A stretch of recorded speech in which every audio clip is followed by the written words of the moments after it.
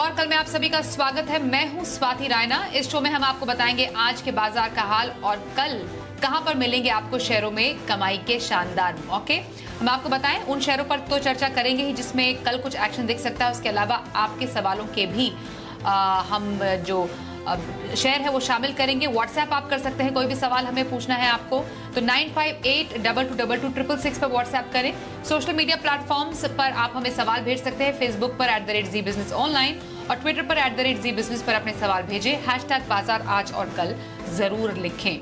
और आपके कल की तैयारी कराने के लिए जी बिजनेस के मैनेजिंग एडिटर अनिल सिंह भी हमारे साथ शो में शामिल होंगे। इसके अलावा एक और खास मेहमान प्रॉफिट मार्ट सिक्योरिटीज के डायरेक्टर अविनाश गोरक्षकर से भी करेंगे आज के बाजार पर बातचीत। और हमारे साथ जी बिजनेस रिसर्च टीम से जुड़ेंगे हमारे सहयोगी वरुण दुबे, जो हमें कल के जरूरी ट्रिगर्स बताएंगे। लेकिन उससे पहले आज के बाजार का हाल कैसा रहा उस पर एक नजर डाल लेते हैं। तो कमजोर ग्लोबल संकेतों से बाजार में आज दिखी भारी गिरावट और कारोबार के अंत में निफ्टी 431 अंक फिसलकर 15,800 के लेवल पर बंद हुआ।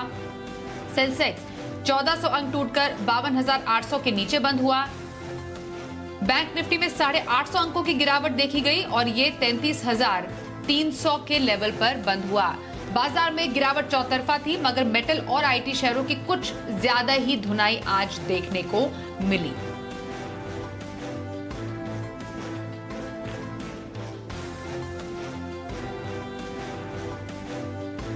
और एडिटर स्टेक में अनिल जी से समझते हैं कि आज बाजार में इतनी बड़ी गिरावट की वजह क्या रही।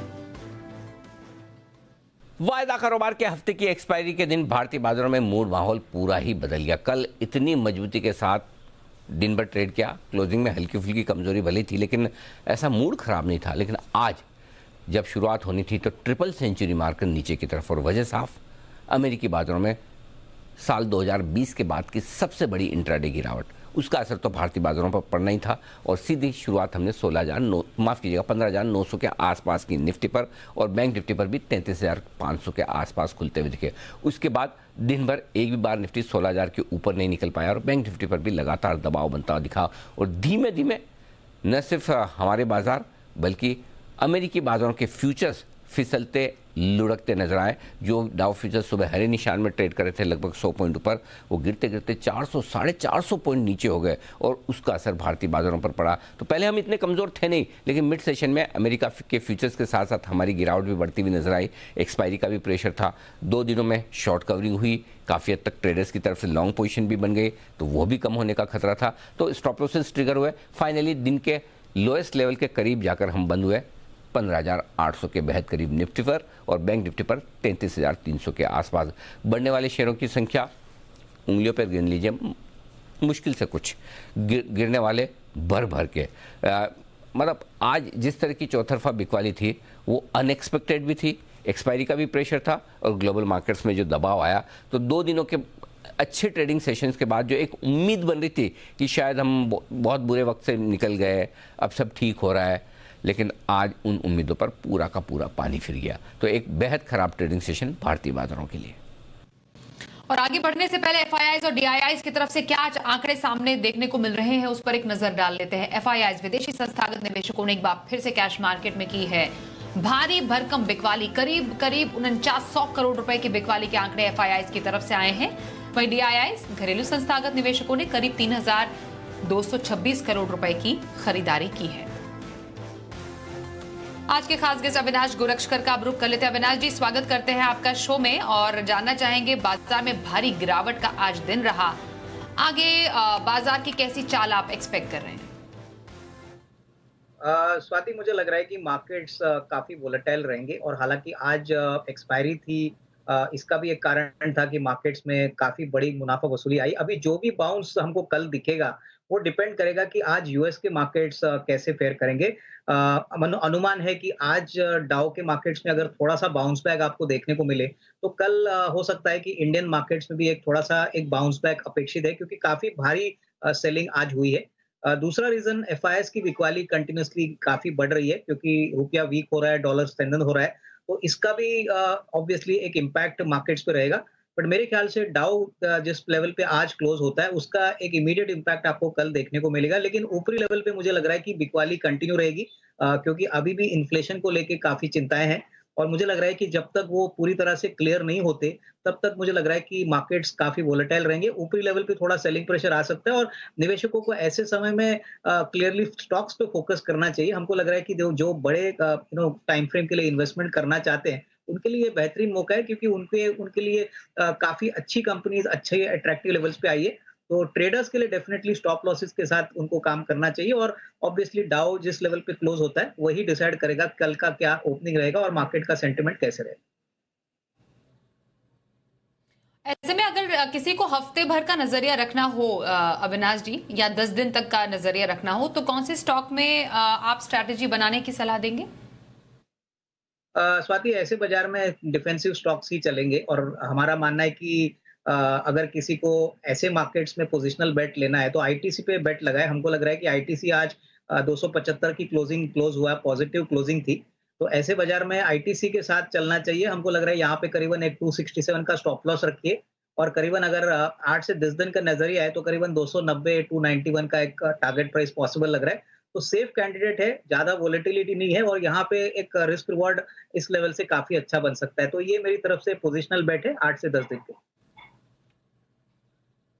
8 से 10 दिन के लिए पोजिशनल बेट के लिए आईटीसी में खरीदारी की सलाह अविनाश गोरक्षकर की तरफ से। आइए अब कुछ स्टॉक स्पेसिफिक एक्शन पर चर्चा कर लेते हैं, खासतौर पर जिन पर आए हैं नतीजे। अशोक लेलैंड नतीजा है, मुनाफा करीब 4 गुना बढ़ा है, आमदनी भी 7,000 करोड़ से बढ़कर 8,744 करोड़ हुई है और एक वक्त ये निवेशकों और ट्रेडर्स का भी फेवरेट हुआ करता था। तो आपसे जानना चाहेंगे अविनाश जी, क्या स्ट्रैटेजी रहे अशोक लेलैंड में? नहीं, देखिए नंबर्स तो काफी अच्छे आ गए। मैंने देखा कि चौथे तिमाही में 25% का कामकाजी रेवेन्यू बढ़ा है, लेकिन कामकाजी मुनाफा करीबन 45% बढ़ा है। तो वो एक अच्छी बात है कि ऑपरेटिंग लेवल पे मार्जिन्स काफी अच्छे बढ़े हैं। मेरे ख्याल से आई थिंक जिनके पास है वो होल्ड करे। अगर थोड़ी कमजोरी आती है रिजल्ट्स के बाद, नॉर्मली क्या होता है कि काफी इन्वेस्टर्स जो पहले के होते हैं वो थोड़ा बहुत मुनाफा वसूली करते हैं। बट मेरे ख्याल से आने वाला साल भी इनके लिए काफी अच्छा रहेगा। कमर्शियल व्हीकल सेक्टर करीबन 20-25% ग्रोथ का अनुमान है और यहाँ पे अशोक लेलैंड एक बड़ा प्लेयर है, प्लस डिफेंस में भी इनका एक्सपोजर है। तो यहाँ से डेफिनेटली एक अच्छी बढ़त आएगी। होपफुली मार्केट्स जब नॉर्मल होंगे तो यहाँ पे होल्ड करने की राय रहेगी। इसमें जो लॉन्ग टर्म इन्वेस्टर्स है उनको निवेशित रहना चाहिए। लॉन्ग टर्म निवेशकों को अशोक लेलैंड में बने रहने की सलाह अविनाश गोरक्षकर की। गोदरेज कंज्यूमर पर चर्चा करते हैं। क्वार्टर 4 के नतीजे आए, मुनाफे में घटोतरी नजर आई है, 365 करोड़ से घटकर 363 करोड़ रुपए मुनाफा पहुंचा है। हालांकि आय में बढ़त है, 2,730 करोड़ से बढ़कर 2,920 करोड़ रुपए पर पहुंची है। मार्जिन में हमने देखा कमी आई है, 20% लगभग से 16% पर मार्जिन देखा गया है। गोदरेज कंज्यूमर क्या राय रहेगी आपकी? स्वाति, गोदरेज कंज्यूमर में मुझे लग रहा है कि कल के बाजार में आपको थोड़ा सा और सेलिंग प्रेशर देखने को मिलेगा क्योंकि एफएमसीजी सेक्टर में एक बात जो ट्रेंड क्लियरली विजिबल है कि इन्फ्लेशन का इम्पैक्ट इनके मार्जिन्स पे आ रहा है, इनके कॉस्ट ऑफ रॉ मटेरियल पे आ रहा है और कहीं ना कहीं वॉल्यूम तो बढ़ रहा है लेकिन कीमतें रॉ मटेरियल बढ़ने के कारण इनका मुनाफा काफी कम हो चुका है और ये सिलसिला मुझे लग रहा है कि आने वाले 1 या 2 क्वार्टर्स के लिए जारी रहेगा। तो मुझे लग रहा है कि एट द टाइम बिंग अभी फ्रेश खरीदारी ना करे, जिनके पास है वो होल्ड करे। कंपनी काफी बड़ी ग्रुप से आती है, इनका डोमेस्टिक एंड ग्लोबल एक्सपोजर है, बट जिस प्रकार का रॉ मटेरियल कॉस्ट बढ़ा है मुझे लग रहा है कि फ्रेश निवेश ना करे, जिनके पास है वो होल्ड कर सकते। बिल्कुल, जिनके पास उन्हें होल्ड करने की सलाह। गोदरेज कंज्यूमर में फिलहाल फ्रेश खरीदारी करने से परहेज करने की सलाह दे रहे हैं अविनाश गोरक्षकर। कुछ कॉलर्स के सवाल लेते हैं। कोलकाता से भावेश गौतम हमसे पूछ रहे हैं, इनका सवाल आईटीसी पर है। अविनाश जी, 425 शेयर इनके पास है, खरीदे 200 के। हमने देखा नतीजों के बाद शेयर में 3% की तेजी नजर आई और ये तो कमजोर बाजार में भी दौड़ गया। आईटीसी क्या किया जाए? आई थिंक इन्होंने काफी अच्छे लेवल पे एंट्री की है। मेरी राय में तो इनको होल्ड करना चाहिए क्योंकि देखिए आईटीसी एक ऐसे धंधे में है जहां पे इन्फ्लेशन का इम्पैक्ट अभी तक आया नहीं है। रॉ मटेरियल कॉस्ट भी उन्होंने वेल मेंटेन किया है और सबसे बड़ी बात वॉल्यूम ग्रोथ जो सिगरेट्स का है वो काफी अच्छा है, प्लस मुनाफा जिस प्रकार से बढ़ा है 12-13% वो मार्केट के अनुमान के हिसाब से आया है। तो मुझे लग रहा है कि इनको होल्ड करना चाहिए। अगर इनका नजरिया कम से कम 6-12 महीने का है तो यहाँ से भी एक 10-12% की अप मूव पॉसिबल है। तो continue to hold on. ITC में बने रहने की सलाह दे रहे हैं अविनाश जी। अगला सवाल भिवानी से छोटू शर्मा पूछ रहे हैं, इन्फोसिस इनके पास है, 60 शेयर है, इनकी खरीद है 1850 की। इन्फोसिस पे हमने देखा कि आईटी शेयरों में चौतरफा गिरावट आज देखने को मिली और बिकवाली से एक साल के निचले स्तर पर भी ये स्टॉक लुढ़क गया है। इनफैक्ट पिछले साल 9 जून के बाद का निचला स्तर छुआ है इन्फोसिस ने। अब ऐसे में क्या स्ट्रैटेजी रखने की सलाह देंगे? देखिए स्वाति, मुझे लग रहा है कि आईटी शेयर्स में इसलिए बिकवाली है क्योंकि यूएस में जिस प्रकार के रिपोर्ट्स आ रहे हैं कि शायद यूएस इकोनॉमी रिसेशन में जाएगी, वो खतरा है और उसीलिए शायद एक बड़ी सेलिंग आईटी कंपनीज में हमने देखने को मिला है। लेकिन अगर इन्फोसिस की बात करें तो इन्फोसिस के पास काफी अच्छी रेवेन्यू विजिबिलिटी है, मार्जिन्स भी अच्छे हैं और सबसे बड़ी बात, ये कंपनी बिल्कुल कर्जा मुक्त है, काफी कैश है और डॉलर कमाती है। हम सभी जानते हैं कि डॉलर की वैल्यू बढ़ रही है, रुपया वीक हो रहा है, तो कहीं ना कहीं मुझे लग रहा है कि इस लेवल पे जो भी डिस्काउंटिंग नेगेटिव फैक्टर है वो ज्यादातर प्राइस में फैक्टर्ड इन है। तो इस लेवल पे मत बेचिए, थोड़ा सा इंतजार करें। नॉर्मल सी थोड़े एक आध 2 महीने में आएगी तो ऑब्वियसली यहाँ पे बाउंस बैक भी उतना ही इक्वली शार्प रहेगा। तो मेरे ख्याल से होल्ड करिए और डेफिनेटली आईटी ऐसा सेक्टर है जो डॉलर इंडेक्स के मूवमेंट के कारण डॉलर बढ़ता है, रुपया वीक होता है, तो इनको डेफिनेटली फायदा इनके मार्जिन में होना चाहिए। बिल्कुल, तो इन्फोसिस को होल्ड करके चल सकते हैं। कोलकाता से रुद्र प्रसाद का सवाल है, डॉक्टर रेड्डीज इनके पास है, 100 शेयर हैं, खरीद है इनकी 4000 की। हमने देखा एडजस्टमेंट के चलते डॉक्टर रेड्डीज के मुनाफे पर असर पड़ा है, मार्जिन और आय अनुमान से बेहतर हुई और कंपनी की मार्च तिमाही में ग्लोबल जेनरिक बिक्री भी 19% बढ़ी, 4600 करोड़ पर पहुंची। अब डॉक्टर रेड्डीज पर क्या खास राय रखने की सलाह देंगे? स्वाति, अगर हम ये एडजस्टमेंट निकालेंगे तो मुझे लग रहा है कि नतीजे काफी अच्छे हैं। एडजस्टमेंट के बाद मुनाफा काफी सिग्निफिकेंटली गिरा है, लेकिन आपने सही कहा कि रेवेन्यू और कामकाजी मुनाफे में काफी अच्छा इंप्रूवमेंट आया है। हमको लग रहा है कि जो आने वाला क्वार्टर होगा, दैट इज जून क्वार्टर, इसमें कोई अनएक्सपेक्टेड या कोई एक्स्ट्राऑर्डिनरी राइट ऑफ नहीं आता है, तो मेरे ख्याल से मार्केट को काफी अच्छा दिलासा होगा कि प्रीवियस क्वार्टर एक वन ऑफ खर्चे आए थे। तो मेरे ख्याल से यहाँ पे होल्ड करिए, क्योंकि फार्मा स्पेस में हमको लग रहा है कि डॉक्टर रेड्डी यूएस मार्केट्स में वेल एस्टेब्लिश प्लेयर है। अगर ये एडजस्टमेंट्स नहीं होते तो प्रॉफिट ग्रोथ काफी सिग्निफिकेंटली होता। तो मेरे ख्याल से जिनको 6 to 12 मंथ्स का नजरिया लेके काम करना है, उनको बेसिकली डरने की बात नहीं है। Continue to hold on. मुझे लग रहा है कि अच्छे खासे रिजल्ट्स आपको FY23 में देखने को। बिल्कुल, 6 से 12 महीने का नजरिया है डॉक्टर रेड्डीज में होल्ड करने की सलाह अविनाश गोरक्षकर की। साबरकांठा से रिपल कुमार पटेल का सवाल लेते हैं। आईबी हाउसिंग पर सवाल है, 50 शेयर है, खरीद इनकी 200 की और कल तो नतीजे भी जारी होने, माफ कीजिए, कल नतीजे जारी होने वाले जो है उससे पहले शेयर लुढ़का है। अब बताइए आईबी हाउसिंग में क्या? बिल्कुल, देखिए आईबी हाउसिंग में पहली बात तो आपको समझना है कि ये अभी एक ब्लैक रॉक की कंपनी बनी है। पुराने प्रोमोटर्स एग्जिट हो चुके हैं और जिनको इन स्टॉक में सिर्फ लंबी अवधि के लिए रहना है वही ये स्टॉक में रहे, क्योंकि स्टॉक बहुत ही वोलेटाइल है और हमने देखा है कि काफी कॉर्पोरेट गवर्नेंस मैटर्स में भी ये मैनेजमेंट पहले का उलझा हुआ था।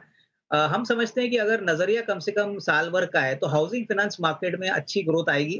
ऑलरेडी इंटरेस्ट रेट्स अभी बढ़ने की ट्रेंड शुरू हो चुकी है, तो इसका भी फायदा कंपनी को मिलेगा। तो कल के नतीजे हो सकते हैं कि थोड़े बहुत सॉफ्ट हो, लेकिन जो आउटलुक मैनेजमेंट देगी, कमेंट्री आएगी, उसके ऊपर आगे का स्टॉक का मूवमेंट डिसाइड होगा। तो मेरे ख्याल से इनको अगर हो सके तो रिजल्ट्स के बाद, रिजल्ट्स कमेंट्री अच्छी आती है तो थोड़ा बहुत एवरेज भी कर सकते हैं, क्योंकि ओवरऑल साल 1.5 साल का व्यू लेके हमको इसमें काफी अच्छी पॉजिटिविटी दिख रही है। तो शॉर्ट टर्म में पेन है, लेकिन लॉन्ग टर्म में जरूर अच्छे लेवल्स पे पैसा कमा सकते हैं। एक और सवाल करते हैं शो में शामिल। दिल्ली से नरेंद्र सिंह सवाल पूछ रहे हैं वेदांता पर। अविनाश जी, 200 शेयर इनके पास है वेदांता के, 310 है इनकी खरीद। हमने देखा मेटल शेयरों में आज तेज गिरावट रही और जिसमें वेदांता का शेयर भी टूटा, वो भी 6%। वेदांता में क्या राय रहेगी आपकी? देखिए, मुझे लग रहा है कि वेदांता में इनकी जो बाइंग प्राइस है वो करंट मार्केट प्राइस से काफी नजदीक है। मेरे ख्याल से अभी इतनी पैनिक की जरूरत नहीं है, लेकिन डेफिनेटली मेटल सेक्टर में हमको ऊपरी लेवल पे कमजोरी लग रही है। ओवरऑल फेरस नॉन फेरस में प्राइसेस बढ़ने के अभी चांसेस बहुत कम है, क्योंकि इन्फ्लेशन का इम्पैक्ट डिमांड पे काफी ज्यादा आ रहा है। मेरे ख्याल से इनको शेयर में थोड़ी बहुत अगर तेजी दिखती है तो सेल ऑन राइज का स्ट्रेटेजी इनको यूज करके इनको यहाँ से पोजीशन थोड़ी सी हल्की करनी चाहिए, क्योंकि जब गिरावट आती है तभी काफी तेजी से गिरावट आ सकती है और ओवरऑल मेटल सेक्टर अभी थोड़ा सा खराब लग रहा है। तो मेरी राय में बड़ा एक्सपोजर मत रखिए और अगर सेल ऑन राइज अगर थोड़ा सा शेयर बढ़ता है आपकी कॉस्ट के ऊपर तो इसको निकलने की मैं सुझाव दूंगा। ओके, वेदांता से निकलने का सुझाव अविनाश गोरक्षकर की तरफ से। अभी मेटल स्पेस में अभी फिलहाल काफी ज्यादा आज खासतौर पर हमने देखा गिरावट देखी गई आज के बाजार में। आइए अब जानते हैं कल के लिए क्या होने वाले हैं बाजार के लिए अहम ट्रिगर्स। हमारे साथ वरुण दुबे है। वरुण, जरा बताइए कल के बाजार के लिए अहम इवेंट्स कौन से होंगे? देखिए, इवेंट्स के लिहाज से तो सबसे इम्पोर्टेंट नतीजे हैं और नतीजों में कल निफ्टी की एक कंपनी एनटीपीसी अपने नतीजे घोषित करेगी और एफएनओ में 5 कंपनियां Amara Raja batteries, Indiabulls housing finance, IDFC limited, Pfizer और जाइडस लाइफ साइंसेस अपने नतीजे घोषित करेगी। तो यहाँ पे आपकी नज़र होनी चाहिए। इनफैक्ट जाइडस पे तो आपकी खास नज़र होनी चाहिए क्योंकि कल नतीजों के साथ साथ बोर्ड जो है वो बायबैक पर विचार करने वाली है। तो देखना होगा कि किस प्राइस पे यहाँ पे बायबैक आता है। इसके अलावा हिंदुस्तान फूड यहाँ पे नज़र रखिएगा क्योंकि कल बोर्ड की बैठक है जहाँ पे बोर्ड जो है शेयर विभाजन पे यहाँ विचार करने वाला है। तो इसके लिहाज से ये स्टॉक इंपॉर्टेंट हो जाता है। ट्राइडेंट का कल फाइनल डिविडेंड जो है उसकी एक्स डेट है, तो इसके लिए यहाँ पे थोड़ा बहुत एडजस्टमेंट आपको देखने मिलेगा। आईपीओ मार्केट के लिहाज से कल देखिए ई मुद्रा का जो आईपीओ है वो खुलने वाला है। करीब 400 करोड़ के आसपास जुटाना चाहती है कंपनी इस आईपीओ से और 243 से 256 रुपीज़ का प्राइस बैंड है। इसके अलावा इथोस लिमिटेड का जो आईपीओ है वो कल बंद होने वाला है। यहाँ भी 470 करोड़ के आसपास का यह आईपीओ का साइज़ है और आईपीओ प्राइस जो है प्राइस बैंड 836 से 878 का है। तो देखना होगा इस कंपनी को किस तरह का रिस्पांस मिलता है। ये तो लोकल मार्केट की बात हो गई, लेकिन ग्लोबल मार्केट्स पे भी आपकी नज़र होनी चाहिए। खासकर ग्लोबल मार्केट्स में जिस तरह से उतार चढ़ाव देखने मिल रहा है उसके ऊपर आपकी नज़र होनी चाहिए। और साथ ही साथ जापान में अगर आप देखेंगे तो कल सीपीआई के आंकड़े भी आने वाले हैं, तो यहाँ पे भी आपकी खास नज़र होनी चाहिए। तो ग्लोबल और साथ साथ लोकल काफ़ी सारे ऐसे इवेंट्स हैं जहाँ पे कल आपकी खास नज़र होनी चाहिए। धन्यवाद कल के इवेंट्स बताने के लिए। और आइए अब कल के बाजार पर क्या रहे खास स्ट्रैटेजी और बाजार के लिए अहम संकेत समझते हैं अनिल जी से। अब जहां तक कल के बाजारों का सवाल है, हमारे बाजारों के बंद होने के वक्त डाउ फ्यूचर्स 400 पॉइंट नीचे थे तो नेस्डेक फ्यूचर्स 250 पॉइंट नीचे। अब देखते हैं अमेरिका में क्या कुछ होता है, कल सुबह वहां से ग्लोबल मार्केट से क्या संकेत मिलते हैं। लेकिन अगर सिर्फ भारतीय बाजारों की बात करें तो आखिरी सपोर्ट अब आपके लिए जो है वो ब्रॉडली 15,675 से 15,750 की रेंज, ये 75 पॉइंट की रेंज निफ्टी पर कल सपोर्ट का काम करेगी और इसके नीचे जाने पर 15,200 के आसपास तक का रास्ता निफ्टी पर खुलता है। बीच में हल्का फुल्का सपोर्ट 15,500 पर है। ऊपर की तरफ अब जब तक फिर से 16,000 को पार करके बंद ना हो तब तक हालत खराब ही मानी जाएगी और थोड़ी अच्छी आपको मजबूती देखनी है तो और ऊपर है 16,250। अब आइए बैंक निफ्टी 32,850 से 33,000, ये 150 पॉइंट की रेंज कल आखिरी सपोर्ट के तौर पर काम करेगी और अगर इसके नीचे गए तो सीधा फिर 32,200 की रेंज तक गिरने की तैयारी बैंक निफ्टी कर सकता है। और ऊपरी स्तरों पर अब 33,800 34,000 जब तक पार न करें तब तक बैंक निफ्टी खराबी है, कमजोरी है, सेल ऑन राइज है। तो देखते हैं ग्लोबल मार्केट्स के दम पर ही पूरी की पूरी तेजी या मंदी भारतीय बाजारों में होती दिख रही है। संकेत वहीं से लेंगे और आज के सेशन के डेटा देखते हैं, एक्सपायरी की वजह से भी होंगे और कुछ एफआईएस के और लोकल फंड्स के एक्शन की वजह से भी उन पर भी कल नजर आएगी। लेकिन मूड माहौल थोड़ी कमजोरी का है। मेक और ब्रेक लेवल के आसपास आज हम बंद हुए, तो कल का सेशन हफ्ते की क्लोजिंग के लिहाज से भी और लेवल्स के लिहाज से भी सबसे ज्यादा अहमियत वाला होगा। आइए अब देखते हैं कल का ऑप्शन।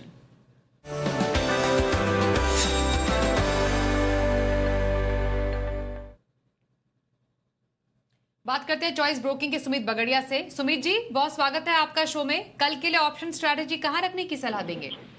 Good evening Swati. देखिए, मार्केट्स में वॉलिटिलिटी बहुत ज्यादा देखने को मिल रही है और आज एक अच्छा खासा सेल ऑफ देखने को मिला है। तो आज के मार्केट के सेल ऑफ को देखते हुए दो सेल साइड के स्टॉक ही मैंने ढूंढे हैं। पहला स्टॉक है एचडीएफसी लाइफ। एचडीएफसी लाइफ का 530 का पुट 9 रुपए के आसपास लेने का सलाह रहेगा। 4 रुपए का इसके अंदर स्टॉप लॉस लगाना है और ऊपर में 15 रुपए से लेकर 18 रुपए तक के टारगेट देखने को मिल सकते हैं। दूसरा जो स्टॉक है वो है इंडिया सीमेंट।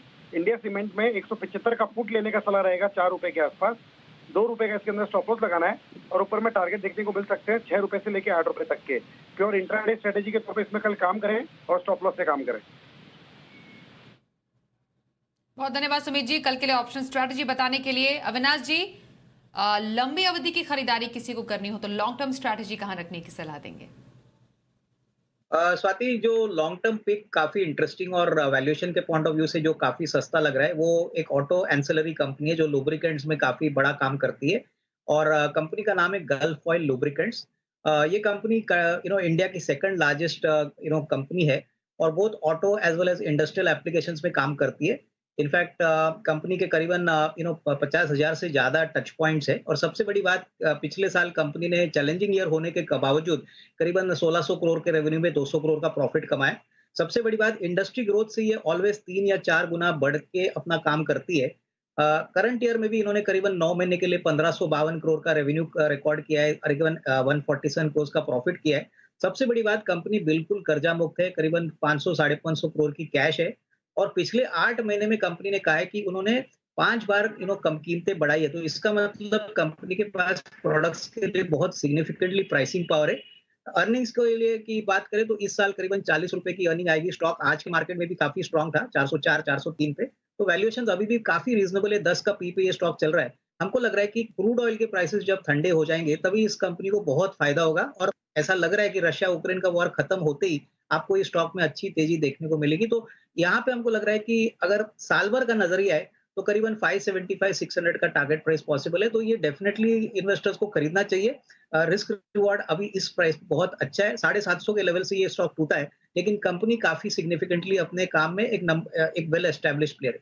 तो ये मेरी तरफ से value pick Gulf Oil lubricants. Value pick long term के लिए गल्फ ऑयल लुब्रिकेंट्स में खरीदारी की सलाह अविनाश गुरक्षकर की।